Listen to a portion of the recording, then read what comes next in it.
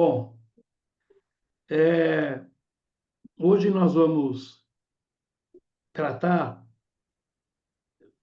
vai parecer até que nós já tenhamos falado, mas eu me lembro que nos capítulos anteriores nós chegamos a passar, até a comentar sobre a batalha do Armagedon, mas nós não falamos. Hoje, eu creio que o Senhor Espírito Santo vai nos ministrar através desta palavra, que está no livro de Apocalipse, capítulo 16, a partir do versículo 12. E nós vamos tratar hoje sobre a Batalha do Armagedon.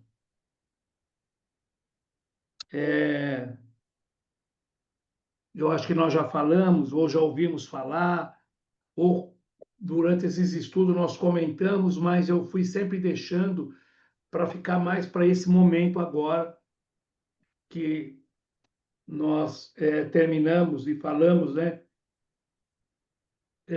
sobre a, a, o reino do Senhor, falamos sobre outras coisas, e aí nós vamos falar hoje sobre a Batalha do Armagedon. Olá, Fábio, tudo bem? Então, nós vamos falar sobre isso. Olá, queridos, boa noite. Desculpa, eu estava pegando a caneta aqui. Tudo bem. Bom, o que eu quero comentar com vocês é que nós já estamos quase no final sobre esses estudos, sobre a segunda vinda de Cristo, mais algumas ou outras ministrações e mais uma série de acontecimentos que nós vamos tratar, que vai desembocar, ou que vai chegar, que nós vamos chegar a esse texto, que é a volta visível de Jesus, e toda essa ministração vai nos conduzir para esse momento, que é o momento da Batalha do Armagedon. Então, a Batalha do Armagedon é o final, é no final da grande tribulação. Deus irá mandar que o sexto anjo derrame a sua taça sobre o grande rio Eufrates. Mas eu quero ler com vocês Apocalipse 16, do versículo 12, a partir do versículo 12. Apocalipse 16, a partir do versículo 12. Então diz assim: o sexto anjo derramou sua taça sobre o grande rio Eufrates, e ele secou, abrindo caminho para os reis que vêm do Oriente. Então vi saltarem da boca do dragão, da boca da besta e da boca do falso profeta 3 espíritos impuros, semelhantes a sapos, em outras palavras está rãs. São espíritos demoníacos que realizam sinais e vão aos governantes da terra, a fim de reuni-los para a batalha contra o Senhor no grande dia de Deus, o Todo-Poderoso. Eu vi, ou melhor, eu virei inesperadamente como ladrão. Feliz é aquele que me espera alerta e mantém pura as suas vestes, para que não precise andar nu e envergonhado. E os espíritos reunirão todos os governantes e seus exércitos no lugar que em hebraico se chama Armagedon. Amém? Bom, É,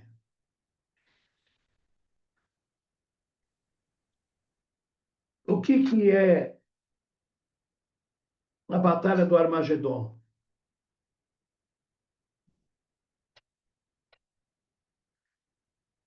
A Batalha do Armagedon, como nós estávamos falando, é o final da grande tribulação.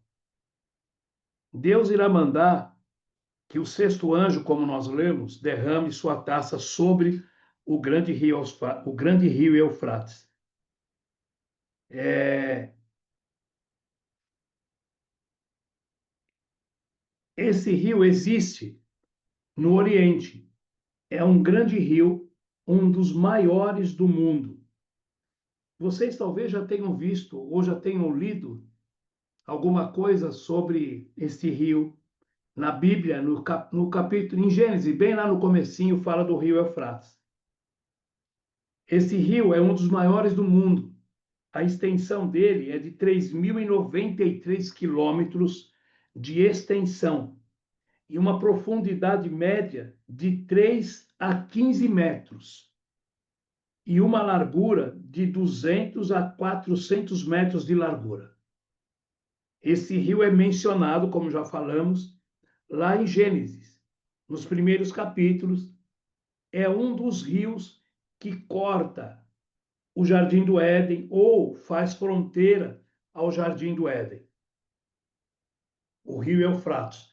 Tinha também, lá no Gênesis fala também do rio Tigre, do rio Pison e do rio Geom. São esses 4 rios que fazem fronteira com o Jardim do Éden, onde estavam Adão e Eva, os nossos primeiros pais, onde eles estiveram até a queda. O rio Eufrates é um grande rio, e este rio em um determinado dia, se eu não me engano, já houve algumas reportagens falando sobre Israel e mostrando esse rio Eufrates que ele estava secando.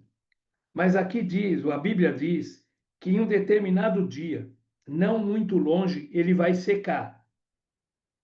Ele vai secar porque Deus vai fazer com que ele seque. Ele vai secar completamente. Este juízo que Deus vai estabelecer ali, naquela região. Fazer com que seque de uma forma, não de uma forma natural, para o Eufrates secar. Para o Eufrates secar, a terra, naquele lugar, teria que não chover em toda aquela região durante 3 anos. Se ficar sem chover durante 3 anos, é uma forma natural de ele secar, mas Deus vai fazer ele secar de uma outra forma.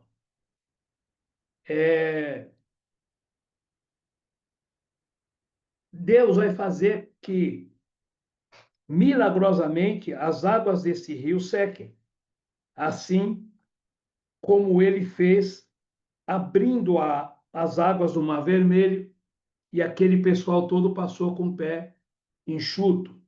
E também como ele estancou as águas do Jordão, para que os filhos de Israel passassem e cruzassem o rio Jordão. A diferença é que o rio Jordão é um rio também, é um rio bem pequeno e estreito, não se compara ao Eufrates pela largura, né? De 200 a 400 metros de largura. Então não se compara ao Eufrates. Assim como Deus também feriu as águas do Nilo. Lembra lá no Egito, quando Deus feriu as águas do Nilo e transformou em sangue? Deus vai fazer o Eufrates secar.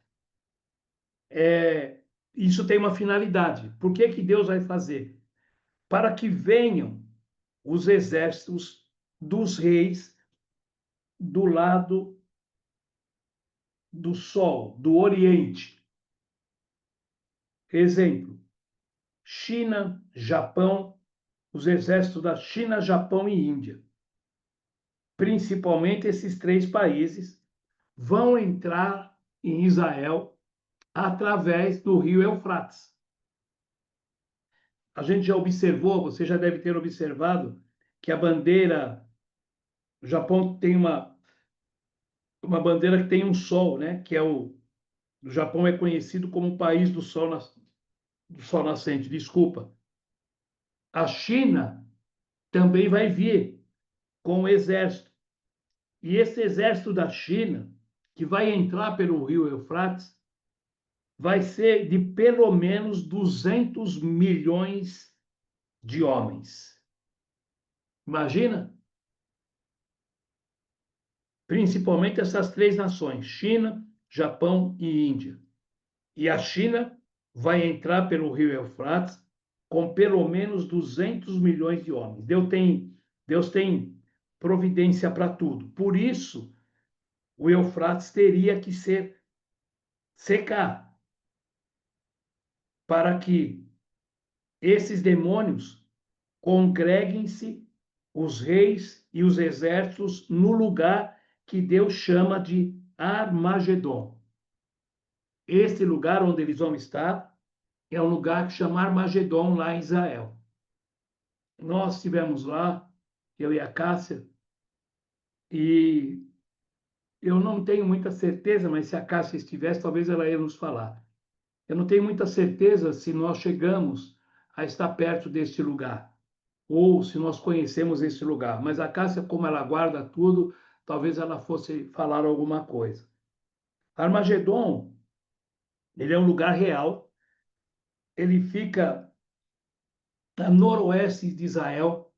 Se vocês tiverem curiosidade, vocês podem pegar o mapa de Israel e vocês olham para noroeste de Israel, na região da Galileia.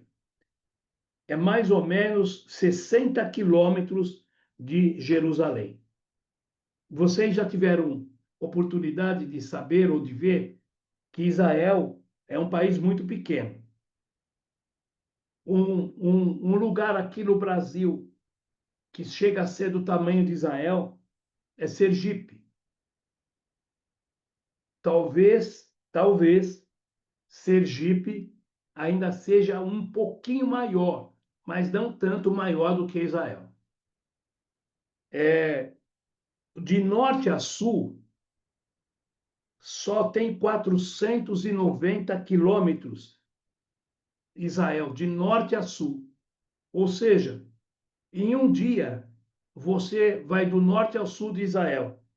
E de leste a oeste, tem mais ou menos 120 quilômetros. Veja como Israel é pequeno. Ou seja, eu falando daqui, de Arapongas, esse 120 quilômetros é mais ou menos até Maringá. Mais ou menos. Eu estou em Arapongas, é como se daqui a Maringá. Talvez vá um pouquinho mais para frente, mas não fica tão distante. Armagedon é uma palavra grega e em hebraico ela quer dizer campo ou campina do Megido. Em hebraico, Armagedon é campo ou campina de Megido. Fica a noroeste de Jerusalém, como nós já falamos, a mais ou menos 60 quilômetros. Esse lugar é conhecido como Campina, é conhecido como Campina ou Monte do Megido. Campina ou Monte de Megido. Então, eu quero dizer, o que quer dizer Megido? Megido quer dizer cortar, derrubar, matar, no hebraico. Quando se fala Megido no hebraico, quer dizer cortar, derrubar ou matar. É um lugar onde se travam as grandes batalhas, ou melhor, é um lugar onde se travaram as grandes batalhas. É conhecido também pelo Vale de Jeosafá. Nós já vimos, lá no livro de Joel fala, Joel 3, se eu não me engano, fala sobre o Vale de Jeosafá, descreve como Deus vai congregar as nações, como que Deus vai congregar as nações neste mesmo lugar. Foram grandes batalhas nesse vale. É também conhecido como o Vale de Gisrael, que é o Vale do Juízo. do julgamento. E ali, então, Deus vai congregar. Nesse lugar, Deus vai congregar todos os exércitos dos reis da terra. Esse lugar também, quem esteve nesse lugar, ou quem conheceu esse lugar, foi Napoleão Bonaparte. Quando ele esteve conquistando a Palestina, que é a Síria, Napoleão conquistou a Palestina, a Síria. Ele esteve nesse lugar. Esse lugar tem uma fortaleza, hoje considerada uma antiga fortaleza do Megido. Antiga fortaleza de Megido. O rei Salomão, ele fortaleceu esse lugar e ele, nesse mesmo lugar, ele fortaleceu um monte pequeno, de mais ou menos 100 metros de altura. Mas no topo desse monte, o rei Salomão edificou uma cidade, cidade de Megido. Nesse vale, que é de Gisel, o vale do Armagedon, Salomão, ele fortaleceu um monte. E nesse monte, mais ou menos de 100 metros, ele construiu lá, ele edificou uma cidade, chamada Cidade do Megido, que era uma fortaleza militar. Do alto do monte, você, se nós subirmos nesse local, do alto desse local, a gente perde a visão, olhando todas as campinas, olhando o Oriente, a gente perde a visão. É uma campina que você consegue ver para todos os lados. Imagina que lugar de visão maravilhosa. Napoleão, quando esteve nessas ruínas, que hoje é uma ruína, Napoleão, quando esteve nessas ruínas de Megido, a Bíblia diz, ou a Bíblia não, os historiadores dizem que ele olhando é, é, que ele olhando esse local, ele disse assim: daqui deste lugar, nessas planícies, poderiam ser manobrados em batalha todos os exércitos da terra. Napoleão olhando disse: daqui desse lugar, nessas planícies, que você vê tudo, tudo, tudo, tudo,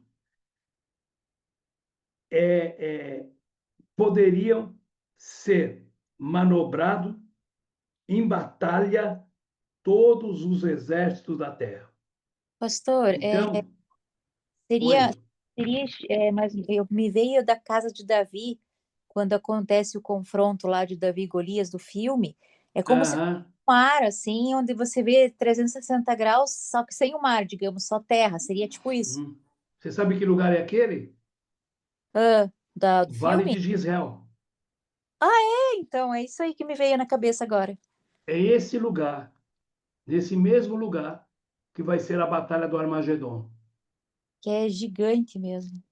Então, ali nesse lugar, o Senhor vai, vai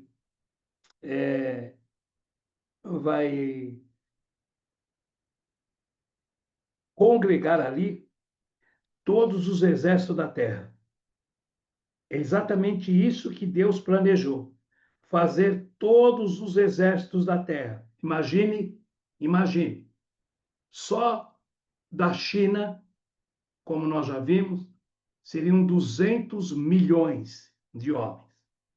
Então, todos os exércitos da terra serão congregados ali, para a Palestina. Ali se ferirá, ou ali se realizará ou se ferirá a Batalha do Armagedon. Nesse local vai ser algo terrível, tremendo, não sei nem que adjetivo usar.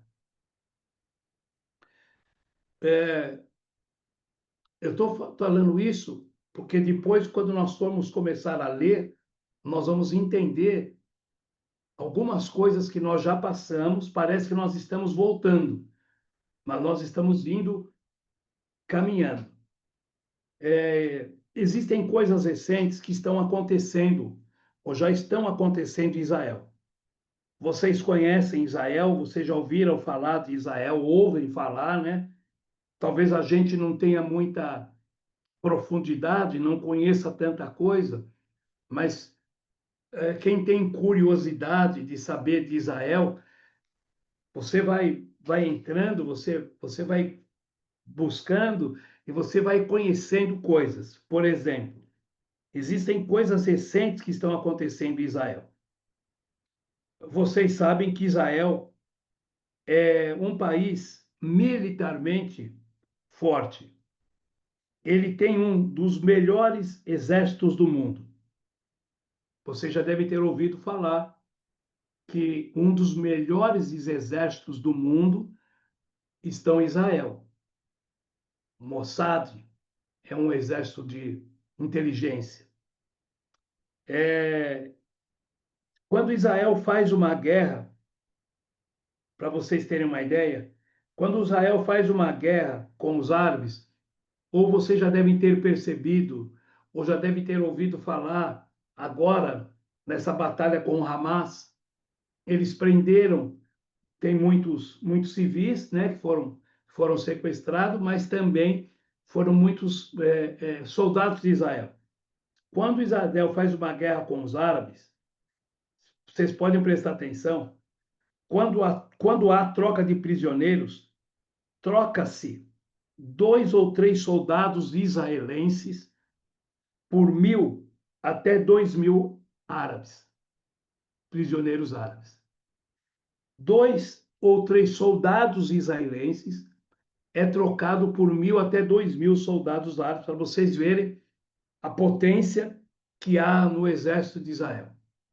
É um dos melhores e bem treinados do mundo. Israel tem uma das melhores forças aéreas do mundo. É um dos exércitos mais bem treinados do mundo. Eles dão treinamento militar para muitos países, inclusive já estiveram no Brasil. Seus pilotos são dos mais treinados e melhores do mundo, os pilotos de Israel. Israel executa atos de bravura, são coisas tremendas. Um país tão pequeno e tão forte. Como falamos, Israel do tamanho de Sergipe, talvez um pouco maior, mas é um país extremamente forte. Israel tem uma marinha. A única coisa que acontece em Israel é que Israel não tem uma marinha muito, não tem uma marinha, é muito fraca. Israel não tem um poder naval assim, é, é naval, de marinha, é muito fraca. Israel não tem marinha. Ao nordeste de Israel, há um ponto chamado Haifa. Nessa guerra que nós ouvimos falar agora há pouco tempo, falou-se em alguns momentos muito dessa cidade de Haifa. Lá na cidade de Haifa, que fica próximo do Monte Carmelo, Haifa é o principal onde está o principal porto de Israel. Mas Israel, a nível de marinha, ele é muito fraco. Mas os Estados Unidos, há bem pouco tempo, forçou o governo de Israel a permitir que eles dragassem esse porto. Dragassem aumentassem esse porto e a ampliação do cais desse porto. Era um lugar muito pequeno, eles convenceram Israel a aumentar e ampliar o cais desse porto. E de Ancoradouro também. Para que ali pudesse ser atracada, para que ali pudesse se colocar ali a sexta frota americana que está no mar do Mediterrâneo. a sexta frota de navios americanos. Esta sexta frota americana é a maior frota militar do mundo. Estão operando ao nordeste, no Porto de Haifa. Então, ali foi, os Estados Unidos investiu ali milhões de dólares. E ainda estão gastando. Já está quase pronto, mas ainda estão gastando muito. E já está praticamente pronto. Os generais israelenses, eles não queriam que o governo israelense autorizasse isso, porque por ali Israel ficaria totalmente vulnerável. Então eles não queriam que acontecesse nada, que eles mexessem em nada ali, para não deixar Israel totalmente vulnerável. A invasão vinda do Mediterrâneo, através do mar, como não tem marinha, eles entrariam muito fácil lá por Israel, por esse porto, né? Israel não teria marinha para se defender. Praticamente a sua marinha é muito pequena e é insignificante. Não teria condições de nada. Ela ficaria à mercê, uma vez que aquele porto fosse se aquele porto não fosse dragado e ampliado e em condições de receber a sexta frota americana. Ou seja, os Estados Unidos precisavam ter uma frota poderosa ali no Mediterrâneo. Mas eles não tinham um lugar tão estratégico como era o Porto de Haifa. E os israelenses tinham uma marinha muito fraca. O exército era muito bom, a força aérea é muito boa, mas a marinha é muito fraca. Então, eles se guardavam ali e eles não queriam que fizessem nada, porque se começassem a mexer ali, eles chamariam atenção e ficariam muito vulnerável. Mas os Estados Unidos convenceram e hoje, como está quase tudo pronto, lá está a sexta maior frota americana de navios. A pretexto da defesa de Israel. Os governos fizeram um tratado e permitiram ampliação, e exatamente ali, olha só, e exatamente por ali, que vai haver uma invasão do Estado de Israel, bem perto do porto do Haifa. Esta fortaleza de Megido ou Armagedon. Então,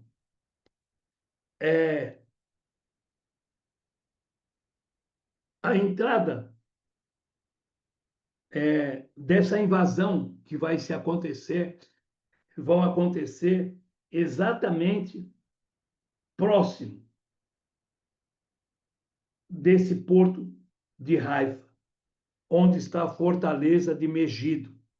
Só que todo esse poderio de marinha que está ali dos Estados Unidos não vai ser necessário.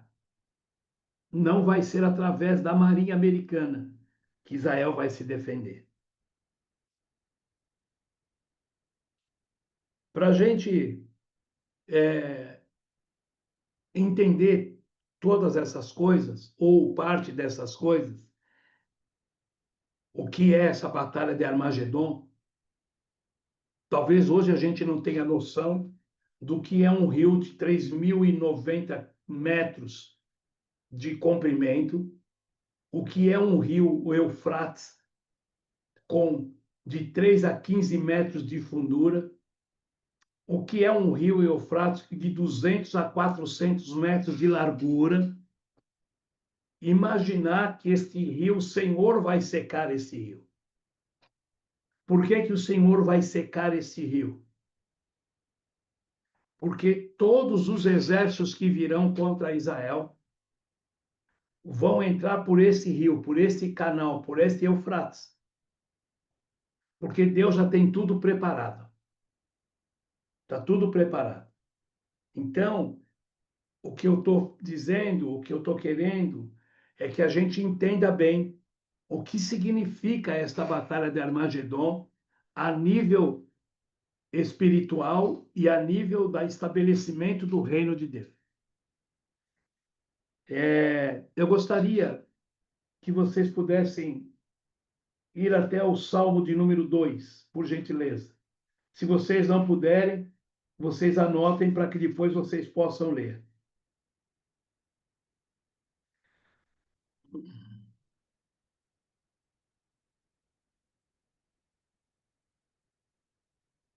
Então, Salmo de número 2 diz assim: Por que as nações se enfureceram tanto?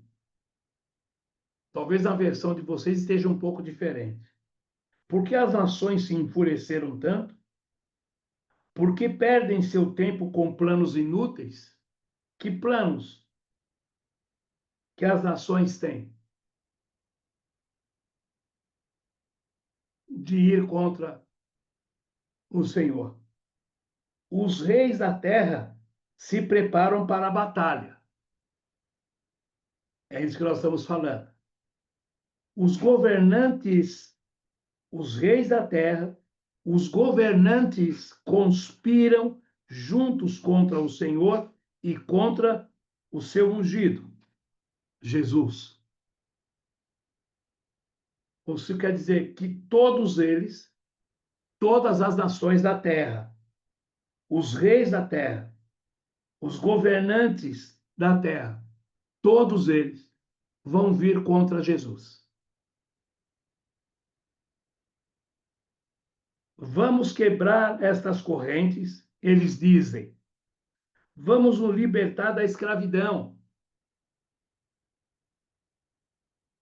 Ou seja, eles não aceitam e não querem aceitar o governo de Cristo na terra. Então, vamos quebrar estas correntes e vamos nos libertar desta escravidão. Aquele que governa nos céus ri e o Senhor zomba deles. Então, vocês imaginam Deus olhando para isso tudo, rindo? Então, em sua ira, ele os repreende e com a sua fúria os aterroriza.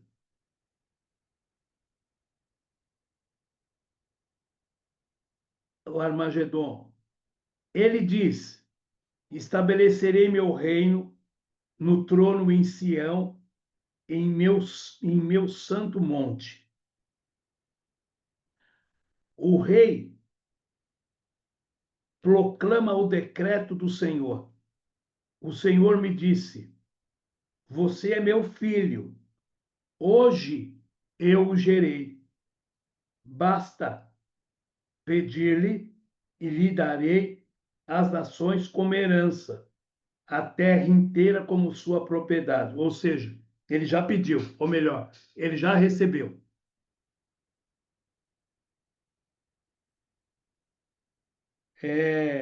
Jesus já pediu. Você quebrará, você as quebrará com o cetro de ferro e as despedaçará como vasos de barro. Então, esse é o governo do Senhor contra todos esses reis e todos esses governantes. Portanto, reis, sejam prudentes, aceitem a advertência, governantes da terra. Isso é depois da batalha. Aqueles que ficarem, ele está dizendo, portanto, reis, sejam prudentes, aceitem a advertência,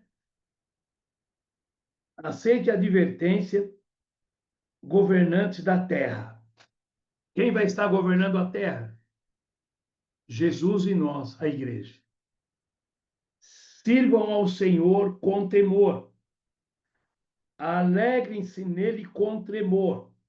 Sujeite-se ao Filho. Sujeite-se ao Filho, para que ele não se ire e vocês não sejam destruídos de repente, pois sua ira se acende num instante. Felizes, porém, os que nele se refugiam. Os povos, as nações, vão querer, como eles imaginam, sacudir o jugo, vão querer entrar em juízo ou vão querer sair da soberania do Senhor. Mas a Bíblia diz aqui que o Senhor ri deles, zomba deles, e a sua ira. Então, em sua ira, ele os repreende, com sua fúria os aterroriza. Esta é a batalha do Armagedon. Então, este salmo, ele não é poético, ele é profético. Ele está falando exatamente desta batalha do Armagedon, que será terrível. Esse salmo descreve exatamente o final da grande tribulação e a volta de Jesus para estabelecer o seu reino nessa batalha do Armagedon.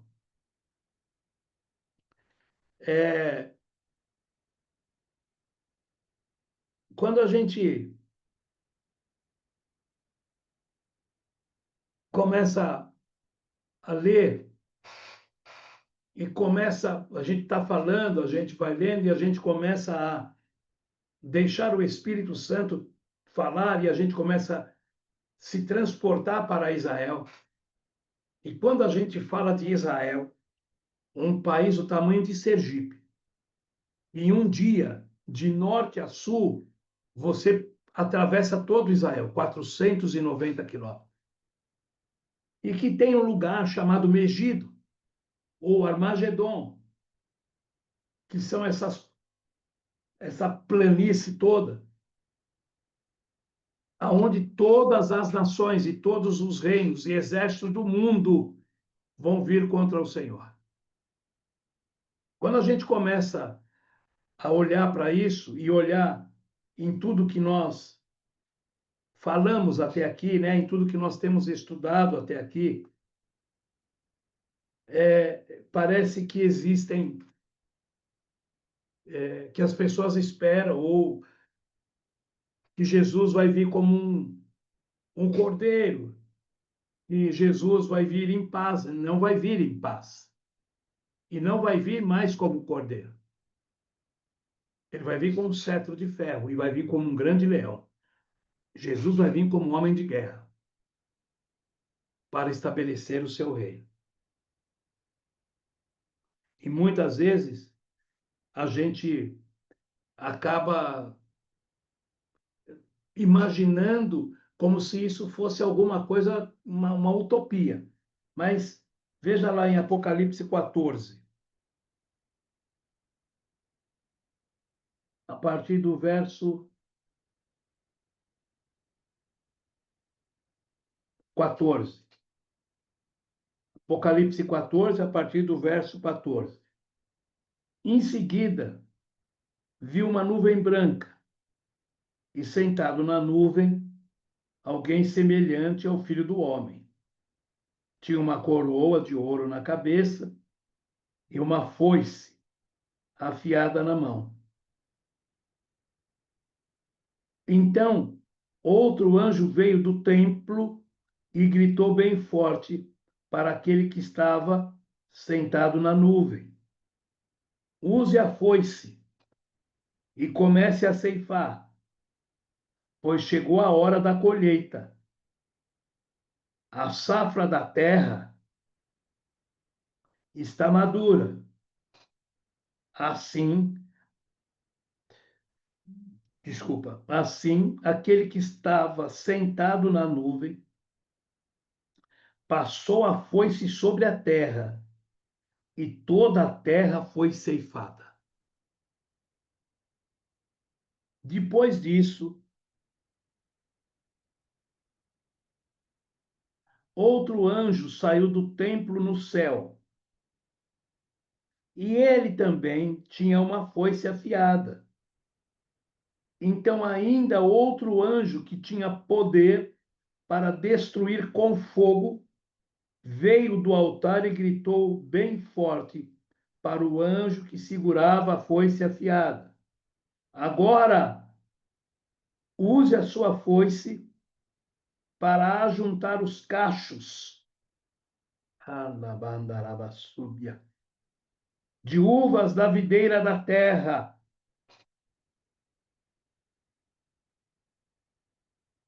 pois estão maduras. O anjo passou a foice sobre a terra, encheu de uvas o grande tanque de prensar da fúria de Deus. As uvas foram pisadas no tanque, fora da cidade, ou seja, todos eles foram pisados pelo Senhor fora de Israel, fora da Jerusalém. E dele correu sangue como um rio de quase 300 quilômetros de comprimento, com altura que chega aos freios de um cavalo.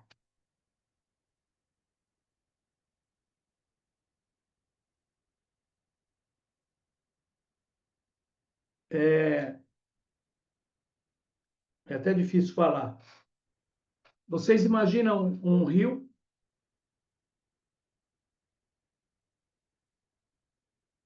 de sangue de 300 quilômetros,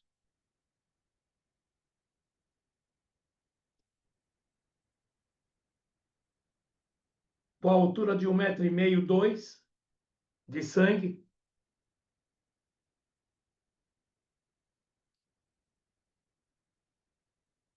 Isso tudo vai acontecer na Palestina, do sul da Jordânia até o norte da Palestina. Um rio de sangue. Olha só. Depois disso, versículo 17. Outro anjo saiu do templo no céu. Ele também tinha uma foice afiada. Então, ainda outro anjo que tinha poder para destruir com fogo veio do altar e gritou bem forte para o anjo que segurava a foice afiada: Agora use a foice para ajuntar os cachos de uvas da videira da terra. Quem está na terra? Pois estão maduras. O anjo passou a foice sobre a terra, encheu de uvas o grande tanque de prensar da fúria de Deus.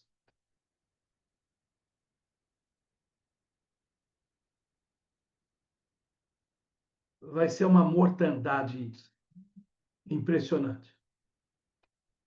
As uvas foram pisadas fora da cidade. E da onde foi, corria sangue como de um rio de quase, eu falei 300 metros, né? 300 quilômetros de um rio de sangue, com a altura de 1,5 m, 2.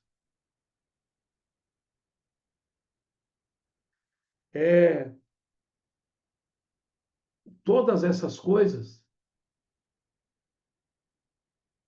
vão vir ou acontecerão neste lugar, Megido ou Armagedon,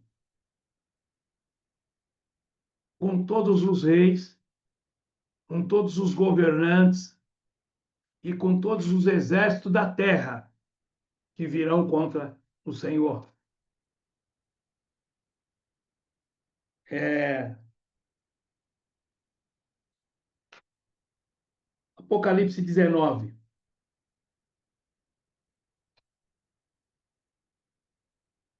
A partir do versículo 1. Depois disso, ouvi algo semelhante ao som de uma grande multidão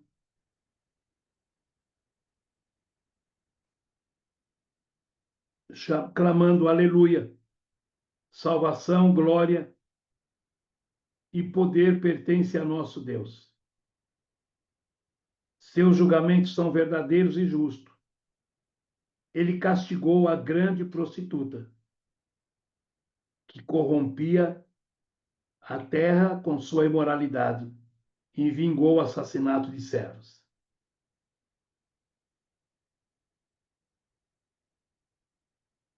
E mais uma vez as vozes ressoaram, aleluia, a fumaça dessa cidade sobe para todo sempre. Estou lendo certo?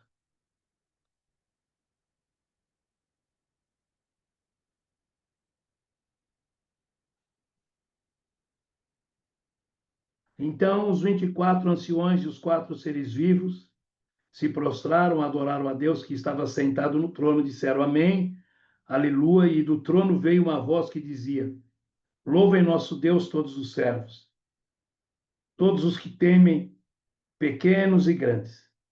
Em seguida, ouviu outra vez algo semelhante ao som do clamor de uma grande multidão, com o som de fortes ondas do mar, com sons violentos de trovões. Aleluia, porque o Senhor nosso Deus, o Todo-Poderoso, reina. Alegramo-nos, exultemo-nos e a Ele demos glória. Pois chegou a hora do casamento do Cordeiro e a sua noiva já preparou. Ela recebeu um vestido de linho mais fino, puro e branco. Por que linho fino representa o ato do justo, o povo santo? E o anjo me disse: escreve isto. Felizes os que são convidados para o banquete de casamento do Cordeiro. E acrescentou: essas são palavras verdadeiras de Deus. Então, cai aos pés do anjo para adorá-lo, mas ele me disse: não faça isso. Sou um servo como você e seus irmãos que dão testemunhos de sua fé em Jesus. Adore somente a Deus, pois o testemunho a respeito de Jesus é a essência da mensagem revelada.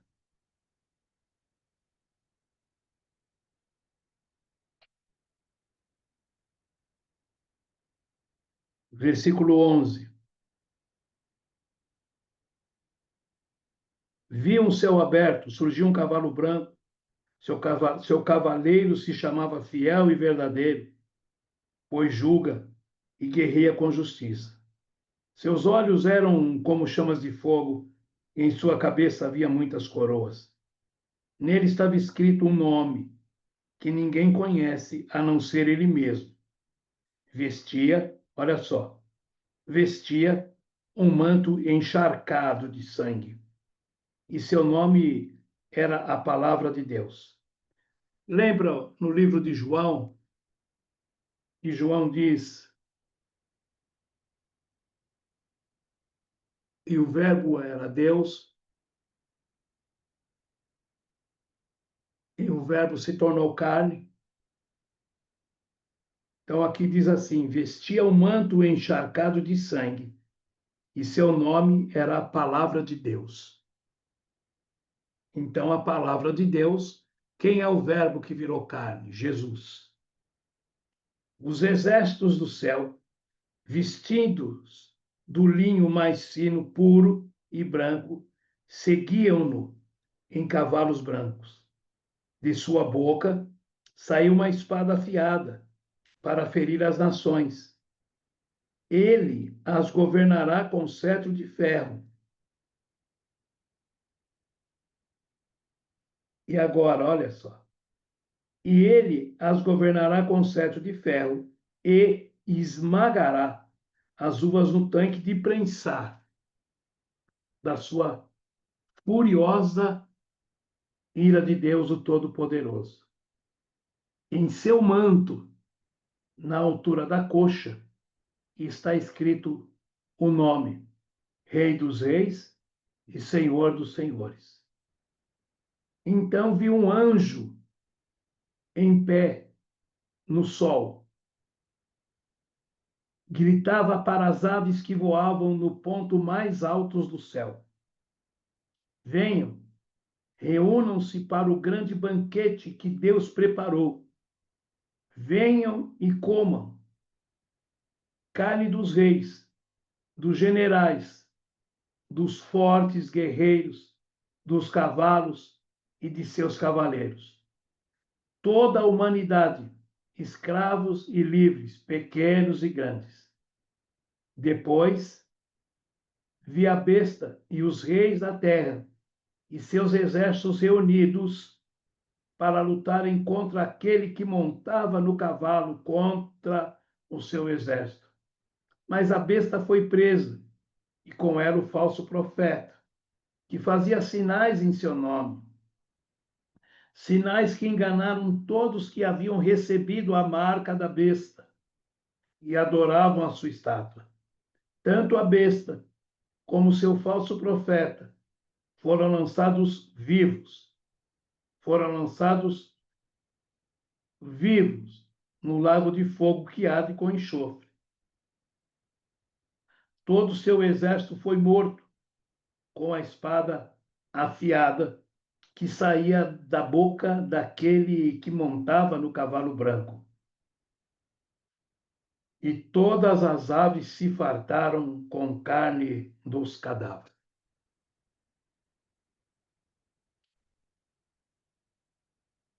Vocês prestaram atenção? Nele estava escrito no versículo 12, segunda parte, nele estava escrito um nome que ninguém conhece, a não ser ele mesmo. Vestia um manto encharcado de sangue, e seu nome era a palavra de Deus. Que sangue era esse? Por que o Senhor estava com o seu manto encharcado de sangue?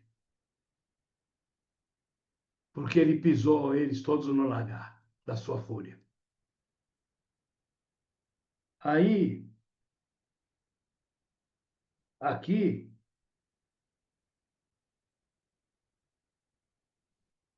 ele as governará, no versículo 15, ele as governará com cetro de ferro e esmagará as uvas no tanque de prensar da furiosa ira de Deus, o Todo-Poderoso. Então, essa é a batalha que vai se dar no Armagedon. Será uma batalha, será uma batalha mesmo, batalha, batalha. Vai morrer muita gente. É uma batalha como a gente vê guerra, assim, guerra, é uma batalha de guerra, guerra. E o Senhor vem como um grande guerreiro, um grande valente. Vai ser uma batalha é, extremamente terrível. Isaías, acho que é 63.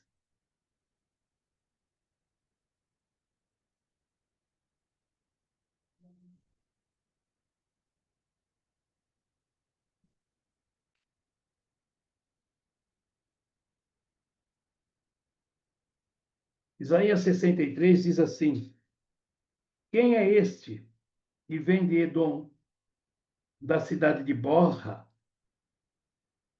com as roupas manchadas de vermelho? Quem é este, vestido de trajes reais, que marcha em sua grande força, sou eu, o Senhor, anunciando sua justiça. Sou eu, o Senhor, poderoso para salvar. Por que suas roupas estão vermelhas, como se tivesse pisado uvas? Pisei uvas, pisei uvas sozinho, no tanque de prensar. Não havia ninguém para me ajudar. Ou seja, não tinha rei, não tinha nação, não tinha povo nenhum. Todos estavam contra Jesus. Em minha ira, esmaguei meus inimigos como se fossem uvas. Em minha fúria, pisoteei meus adversários. Seu sangue manchou minhas roupas. Chegou a hora de vingar meu povo, de resgatá-lo de seus opressores. Admirei-me, porque ninguém, admirei-me, porque ninguém se apresentou para ajudar os oprimidos. Então eu mesmo intervim para salvá-los com meu braço forte, e minha fúria me susteve. Em minha ira, esmaguei as nações, e eu as fiz cambalear e cair. Derramei seu sangue na terra.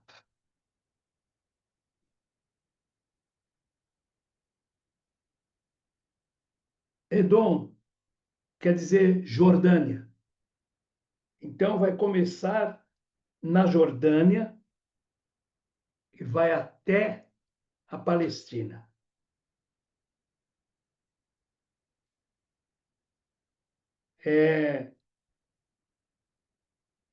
Não tinha ninguém ao lado do Senhor.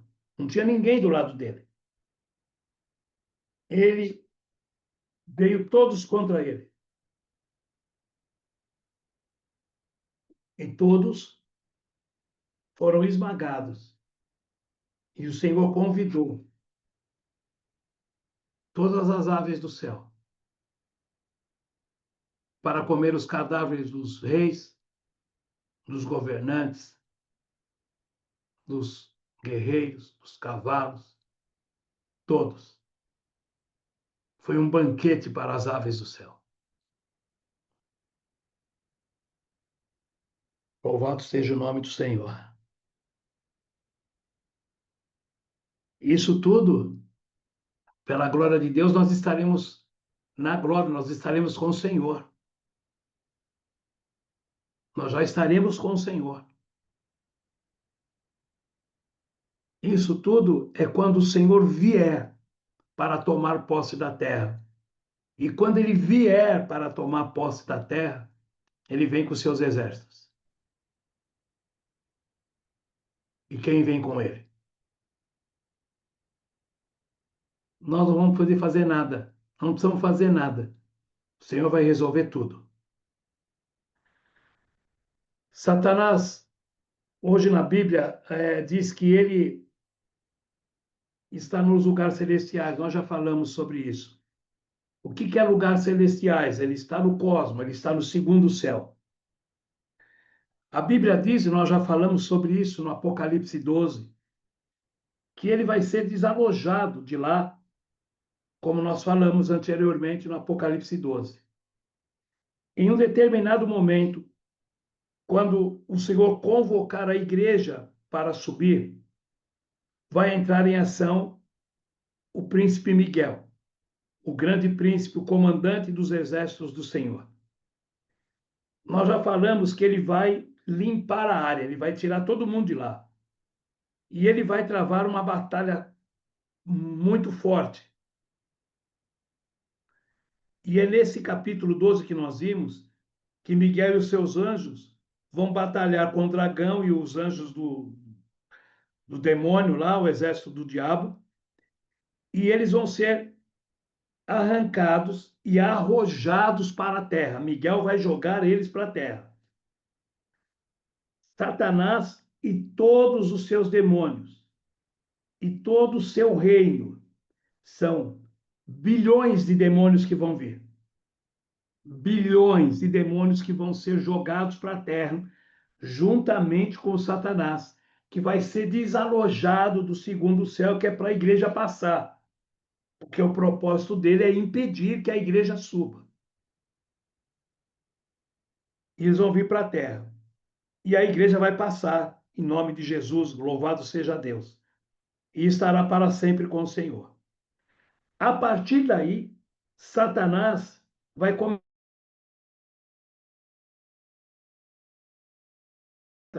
a governar a terra. Então,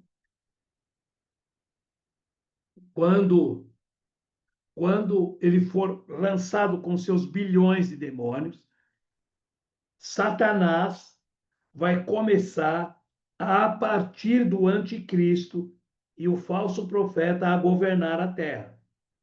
Nós já falamos também, durante 42 meses, nós falamos lá no Apocalipse 13. A igreja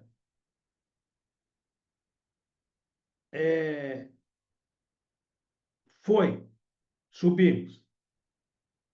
Então, ele vai ter poder total, Satanás vai ter governo total, vai ter liberdade total para governar a terra.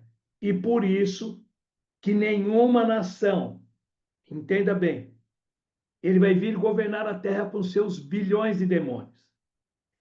E é por isso que nenhuma nação vai estar ao lado do Senhor Jesus.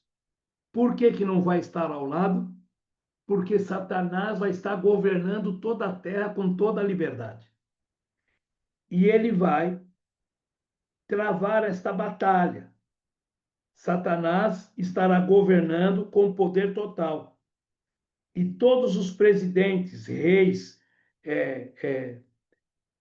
parlamentares, todos os exércitos estarão sendo influenciados debaixo das mãos do diabo.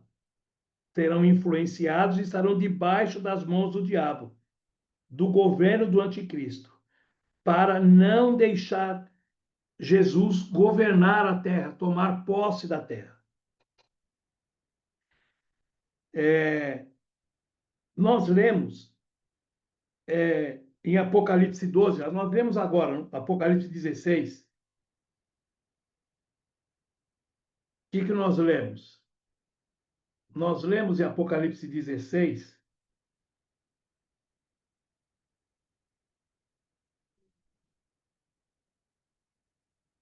ou melhor, 16, 12,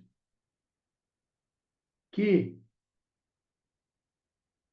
então, versículo 13, então vi saltarem da boca do dragão, da besta e do falso profeta, da boca de Satanás, do anticristo e do falso profeta, 3 espíritos impuros, semelhante a rãs ou a sapos. 3 espíritos malignos. Isso tudo são animais impuros, imundos. Vivem na terra, operam sinais e eles vivem na terra, vão operar sinais tremendos e irão ao encontro dos reis da terra com todos esses sinais para mandarem os seus exércitos para a Palestina. Onde é a Palestina?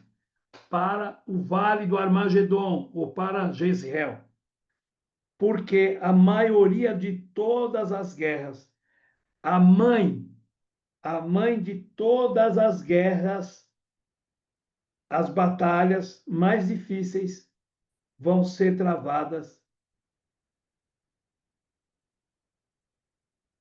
Por qual razão? Por qual razão vai ter essa batalha? Para que eles impeçam, vão vir para impedir Jesus de tomar posse da terra, de reinar na terra. E é aí que eu quero que vocês entendam. para eles entrarem lá nesse lugar, lá no Armagedon. Vocês viram que nós falamos do rio Eufrates, 3.093 metros de comprimento, de 3 a 15 metros de profundidade, de 200 a 400 metros de largura. Deus tem tudo preparado, Deus tem tudo pronto. É por esse lugar que eles virão todos para vir contra o Senhor.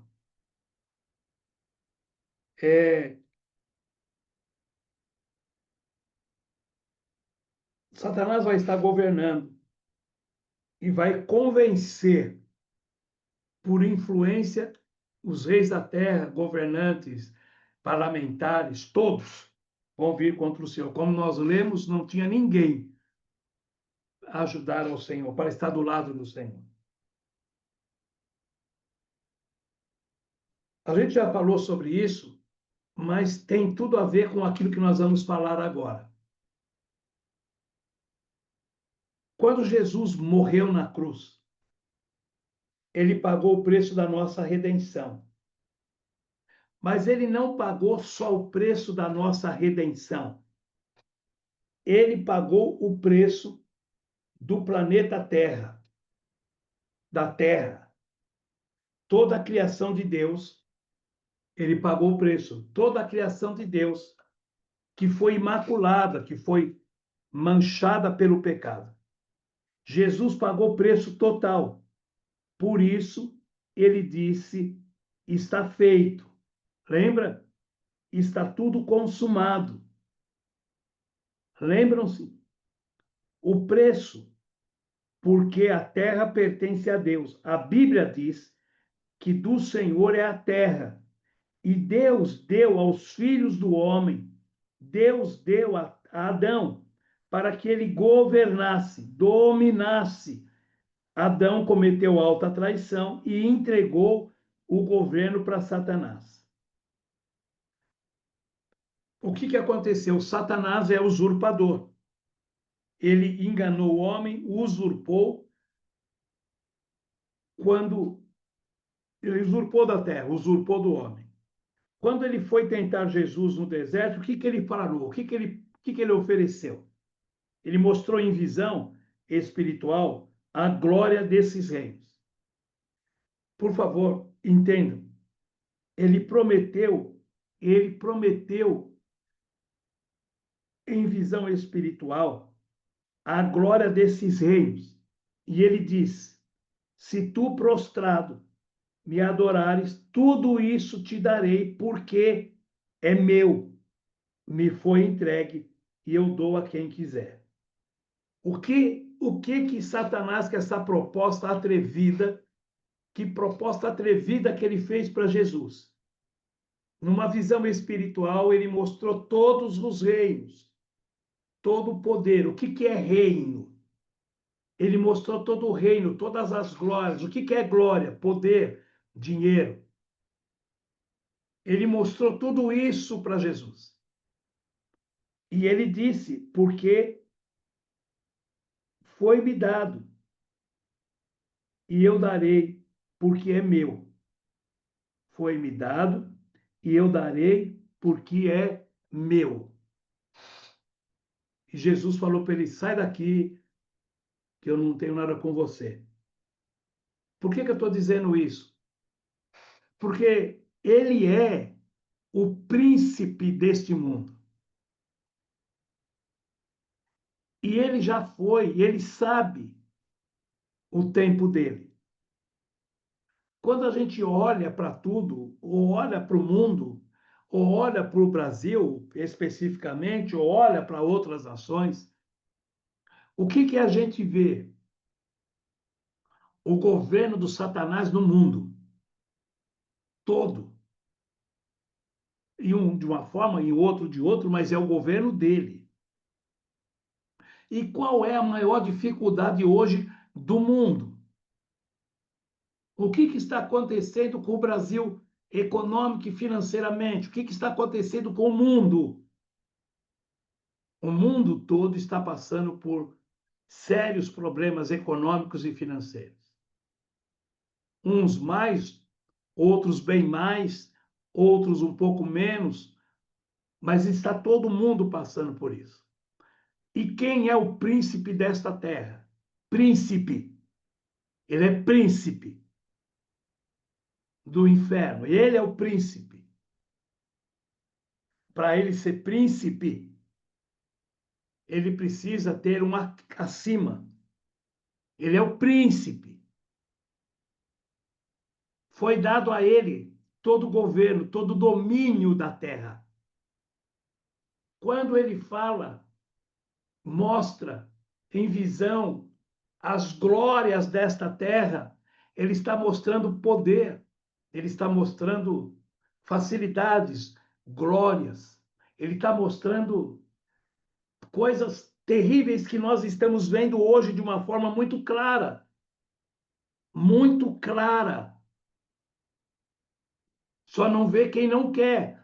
E eu tenho dito para vocês, qual é o tempo que nós estamos? Em que tempo você está? Não é o tempo, agora está esquentando, mas fez muito. Não, não. Qual é o tempo espiritual que nós estamos? Ele está atuando, ele está apresentando, ele está oferecendo, ele está dando glória, poder, dinheiro para muitos neste tempo.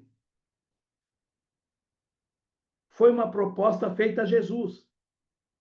Jesus mandou ele andar. Mas ele tem o governo da terra. Ele é o príncipe deste mundo. Ele é o príncipe da terra. Ele está na terra. Em todo o continente. O Brasil é um país continental. São 213 milhões. A Rússia é maior do que o Brasil. Os Estados Unidos, territorialmente, também é maior. Qual é a população da Rússia? Qual é a população dos Estados Unidos? Qual é a população da China? Ele é o príncipe de tudo isso. Ele tem governo sobre todos esses lugares. E é isso que ele está fazendo. Inclusive, sobre todos aqueles que conhecem esta palavra. Quando Jesus estava no Monte das Oliveiras orando e Jesus disse aos seus discípulos, Jesus disse, eis que vem o príncipe deste mundo,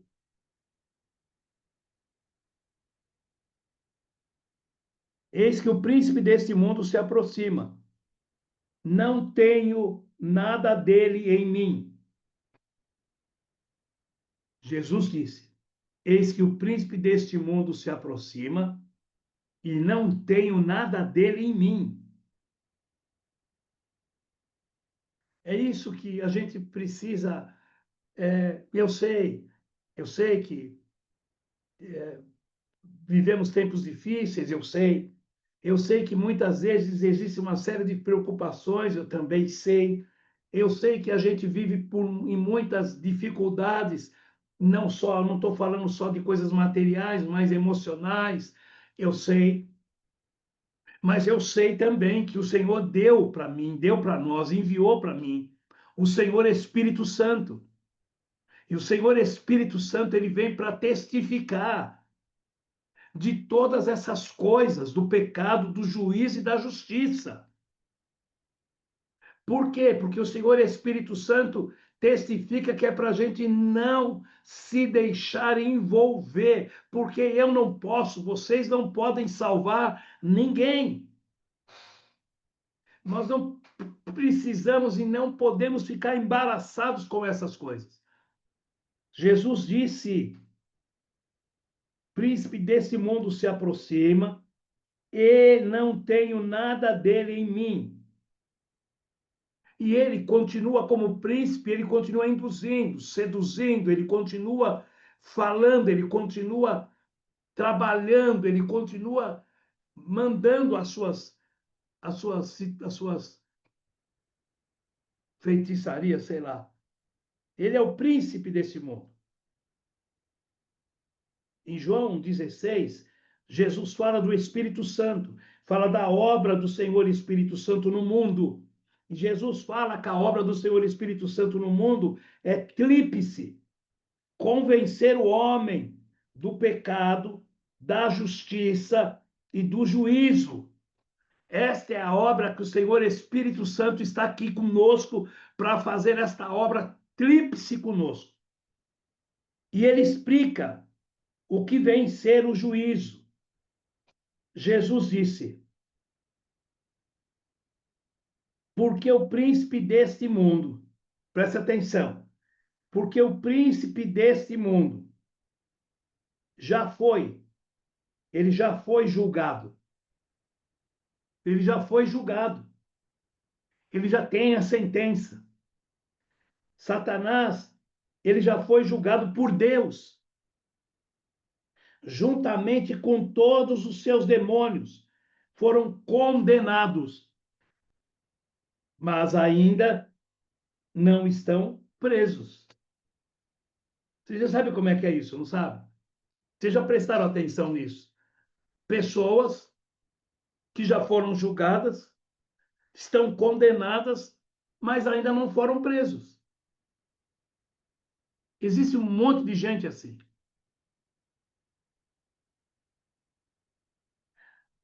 A pena dele não começou a ser cumprida. Satanás está julgado e condenado, mas ainda não começou a execução. Então, ele já sabe que ele está julgado e condenado. Ele já sabe disso. E ele já sabe também para onde ele vai. Jesus veio e conquistou a terra. Jesus conquistou a terra de volta. Mas Satanás será expulso do cosmos, como nós já falamos. Cosmos é região celestial, segundo o céu. E foi lançado sobre a terra. Em Apocalipse 12 nós falamos, e é aqui que ele começa, é aqui que ele começa a estabelecer o seu governo. É aqui que Satanás chega na seguinte conclusão. Deixa eu repetir, deixa eu voltar. Aonde Satanás está hoje? Ele está no segundo céu. É de lá que ele governa.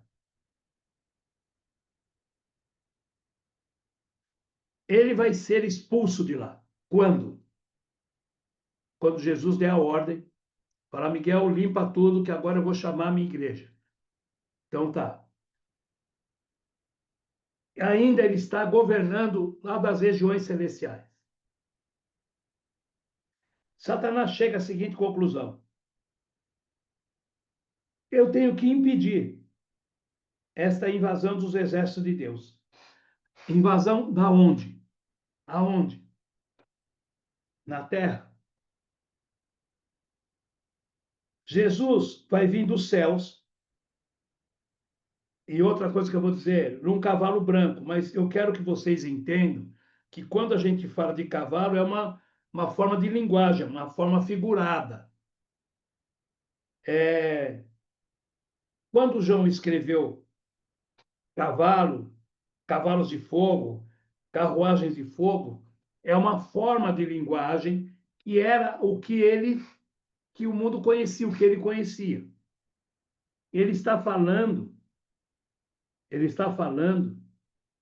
como se fosse de espaçonaves, porque naquele tempo não tinha como escrever estas coisas. O único meio de locomoção era cavalo ou carruagem. Lembra lá no livro de Primeira Reis ou Segunda, quando Elias subiu no redemoinho em Reis, acho que é Reis, não sei se um ou dois, ele subiu em redemoinho, levada em uma carruagem com cavalos de fogo. Ele foi levado numa carruagem com cavalos de fogo. O que representa isso para nós hoje? Nós temos outra visão, ou conhecemos outras coisas. É como se fosse alguma nave espacial, sei lá, alguma coisa assim, pelo menos é o meu entendimento. Jesus vai voltar, vai vir com seus exércitos. Satanás com seus demônios. Vai convencer os reis, operando grandes sinais. Ele vai convencer os exércitos da terra e os reis para impedir que Jesus se estabelece o seu reino. Ele vai convencer as nações, vai convencer os países a mandar os seus exércitos. Por isso que nós falamos no início, Japão, China e Índia. Então, Japão com com 200 milhões de homens. Imagine a China, ou melhor, imagine a Índia, com a população que eles têm. Deus tem um propósito. No final da batalha do Armagedon, no final da batalha de Armagedon, não irá existir, no final da batalha, não irá existir nenhum exército na terra. O governo é de Jesus, implantado. Não haverá oposição, não haverá democracia, não haverá ditadura, nada. Deus vai destruir tudo. Vai ser uma batalha dura. Por isso, Jesus aparece com as vestes salpicadas de sangue. Esta batalha vai ser a mãe de todas as batalhas que já houve na Terra. Não houve, não haverá nenhuma batalha igual a essa na Terra. Jesus vai estar na Terra, reinando com cetro de ferro. Jesus vai pisar o lagar, ele vai esmagar. Por isso, vestes salpicadas de sangue.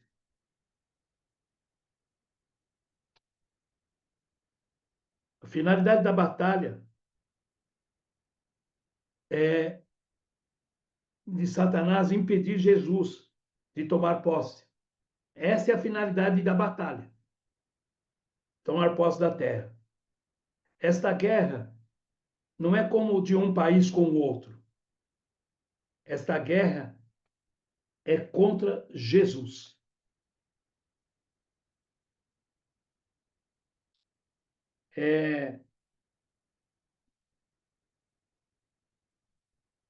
Mas quem estará à frente da guerra?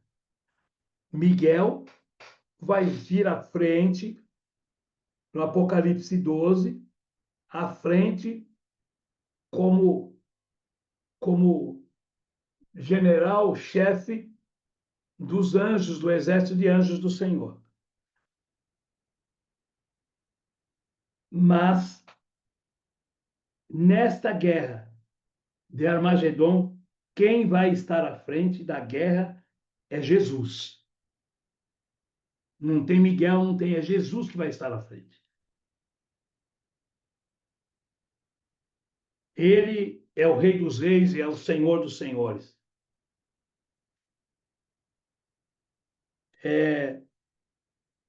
Satanás vai levar a humanidade, através dos seus bilhões de demônios, a vir contra Jesus. Esta, como eu falei, é a mãe de todas as guerras. O Senhor vai vir como homem de guerra. Por isso que nós lemos lá no Salmo 2, como nós lemos. As nações estarão alvoroçadas. Jesus Cristo virá. Por isso, ele tem que aniquilar todos os reis e reinos da terra. Satanás tentará impedir o poder, mas não tem poder suficiente.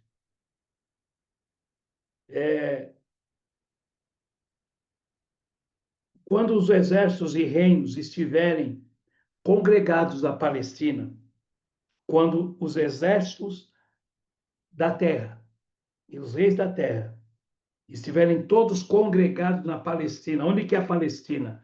Nesse lugar aí, que o Senhor vai derramar. Nesse lugar, o Senhor vai derramar a última taça da sua ira. Apocalipse 16, se vocês anotarem, não conseguirem, anotem, por favor. Apocalipse 16, do versículo 16 em diante.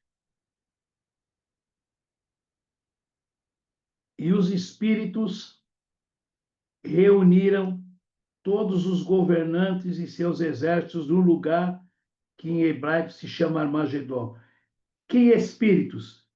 Que espíritos são esses? Você lembra daqueles espíritos que eram como sapos? Esses espíritos reunirão todos os governantes e seus exércitos. Versículo 17. O sétimo anjo derramou sua taça no ar. Olha só, no ar. E do trono do templo veio um forte grito: está terminado. Então houve relâmpagos, estrondos e trovões e um forte terremoto. Eu vou até salientar aqui. O mais violento desde a criação da humanidade. Um forte terremoto, o mais violento de toda a criação da humanidade. Esse terremoto vai ser uma coisa, nós já falamos também, esse terremoto vai ser algo assim, que vai desestabilizar, vai mexer com o globo da Terra. Vai virar o globo, vai mexer com o globo da Terra. A Terra está assim, 23 graus e meio inclinada.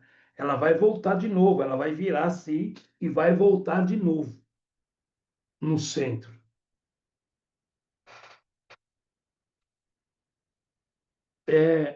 Quando a gente lê, talvez a gente ainda não alcance, e está dizendo, então houve relâmpagos, estrondos e trovões, e um forte terremoto. Olha só, o mais violento desde a criação da humanidade. A grande cidade, Babilônia, se dividiu em 3 partes. Sabe qual é a cidade em 3 partes?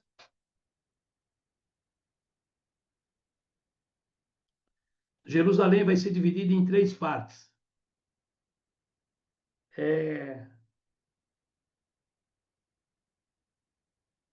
E as cidades de muitas, olha bem, e as cidades de muitas nações tombaram, ou seja, desapareceram.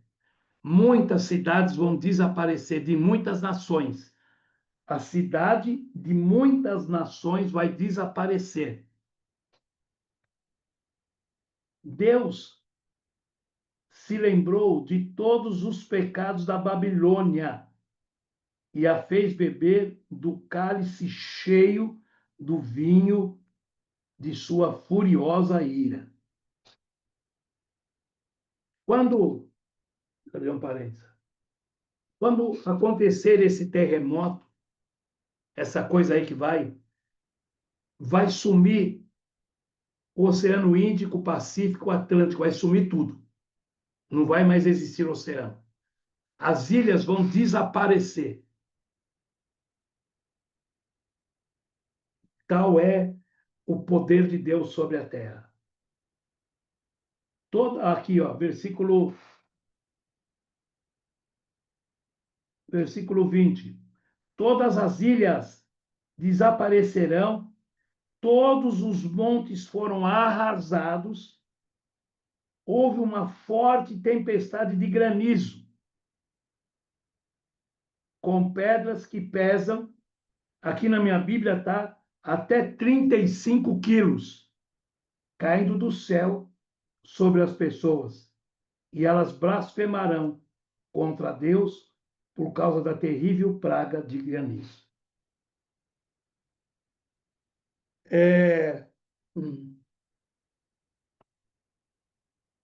Todas as grandes cidades serão destruídas. Todas. Vai acabar tudo. Deus vai construir tudo de novo. Tudo que foi feito neste tempo, que o príncipe da terra estava aqui, vai ser tudo destruído, tudo. Cidades, nações vão desaparecer. Deus vai construir tudo de novo. Vocês lembram do Salmo 46?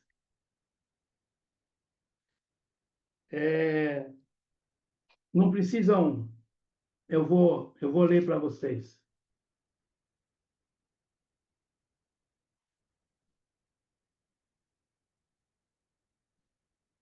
Deus é o nosso refúgio e nossa força, sempre pronto a nos socorrer em tempos de aflição. Portanto, não temeremos quando vierem terremotos, não temeremos quando vierem terremotos, quando vierem, não temeremos quando vierem terremotos, os montes desabarem no mar, que o oceano estrondeie e espumeje, que os montes estremeçam enquanto as águas se elevam. Um rio e seus canais alegram a cidade do nosso Deus, o santo lugar altíssimo.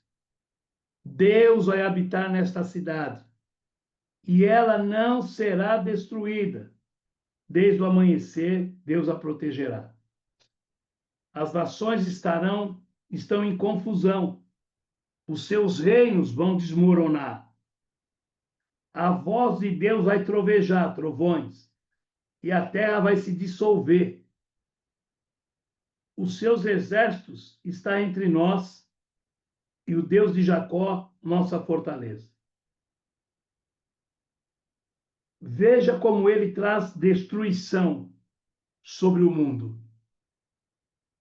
Vejam como ele traz destruição sobre o mundo. Acaba com as guerras em toda a terra. Quebra o arco, parte ao meio a lança e destrói os escudos com fogo. Ou seja, o Senhor vai destruir toda e qualquer arma bélica, qualquer tipo de arma vai destruir tudo. Aquiete-se e saiba que eu sou Deus, serei honrado entre todas as nações, serei honrado no mundo inteiro. Senhor dos exércitos entre nós, e o Deus de Jacó é a nossa fortaleza. E vou terminar.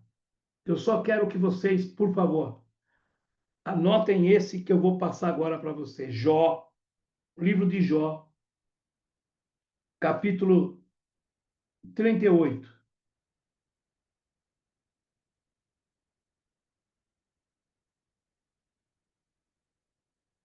Versículos 22 e 23.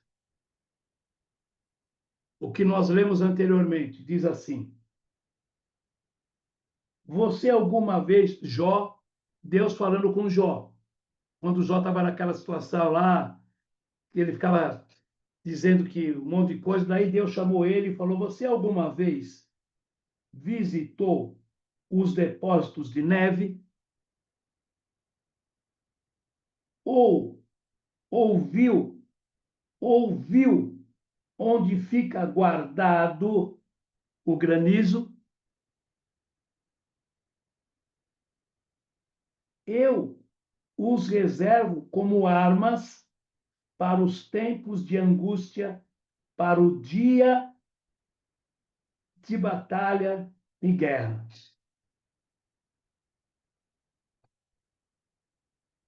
O que nós lemos em Apocalipse 16? Chuvas de granizo. Você alguma vez visitou os depósitos de neve? Ou viu onde fica guardado o granizo? Eu os reservo como uma arma. Eu os reservo como armas para os tempos de angústia e para o dia de batalha e guerra. Então, tudo que Deus falou e tudo que Deus fala, Ele irá cumprir. Quando Deus fala que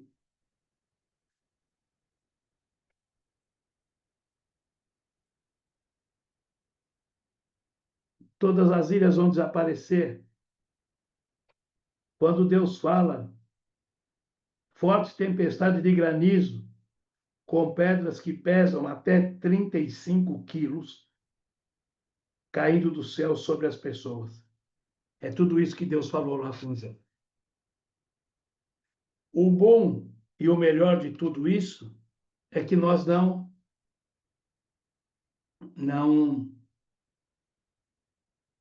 estaremos aqui, nós estaremos com o Senhor.